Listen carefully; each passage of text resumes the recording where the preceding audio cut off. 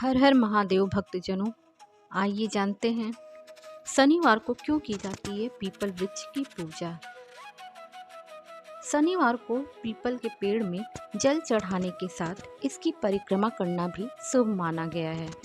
मान्यता है कि पीपल के पेड़ की पूजा करने से शनि की महादशा का असर नहीं होता है। साथ ही शनि दोष को दूर करने के लिए पीपल की पूजा का विशेष महत्व है। कहते हैं कि पीपल के पेड़ की पूजा से शनि देव प्रसन्न होते हैं। इसके साथ ही आर्थिक परेशानियां भी दूर होती हैं। पौराणिक कथाओं के अनुसार देवासुर संग्राम में असुरों के नायक वृत्तासुर के आगे देव असहाय हो गए थे। देवों को ज्ञात हुआ कि यदि महर्षि दधीचि की अस्थियों का वज्र बनाकर असुर राज पर प्रहार किया जाए तो उसका विनाश तय है। इस पर देवेंद्र इंद्र स्वयं महर्षि दधीचि के सम्मुख देहदान करने की याचना लेकर गए। उस समय महर्षि दधीचि की उम्र मात्र 31 वर्ष और उनकी धर्म पत्नी की उम्र 27 वर्ष तथा गोद में नवजात बच्चे की उम्र 3 वर्ष थी।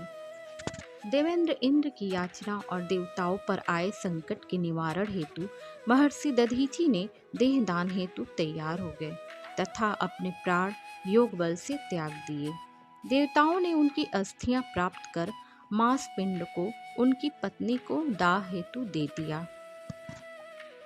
दाह संस्कार के समय महर्षि दधीचि की पत्नी अपने पति का वियोग सहन नहीं कर पाई और पास में ही स्थित विशाल पीपल वृक्ष के कोटर में 3 वर्ष के बालक को रख स्वयं चिता में बैठकर सती हो गईं। इस प्रकार महर्षि दधीचि और उनकी पत्नी का बलिदान हो गया, किंतु पीपल के कोटर में रखा बालक भूख प्यास से तड़प तड़प कर चिल्लाने लगा।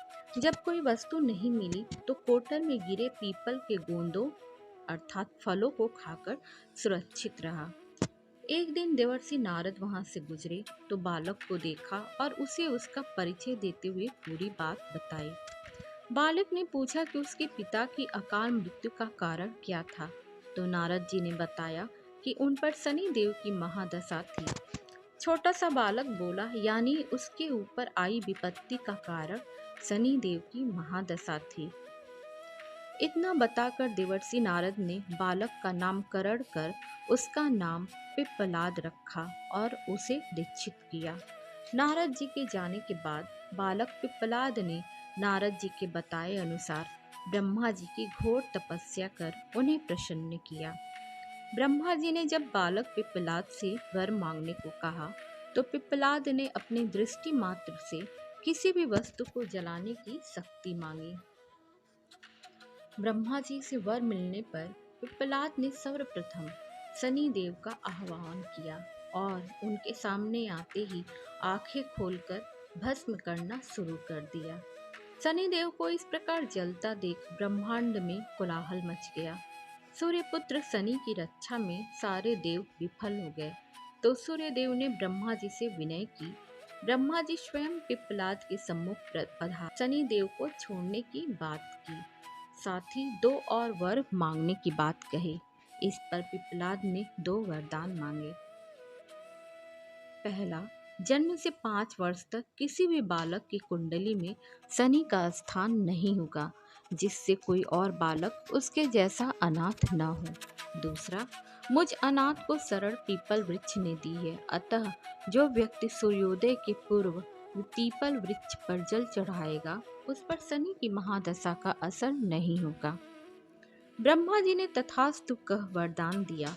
तब पिप्पलाद ने जलते हुए शनि को अपने ब्रह्मदंड से उनके पैरों पर आघात करके मुक्त कर दिया। इससे शनि देव के पैर क्षतिग्रस्त हो गए और वे पहले जैसी तेजी से चलने लायक नहीं रहे।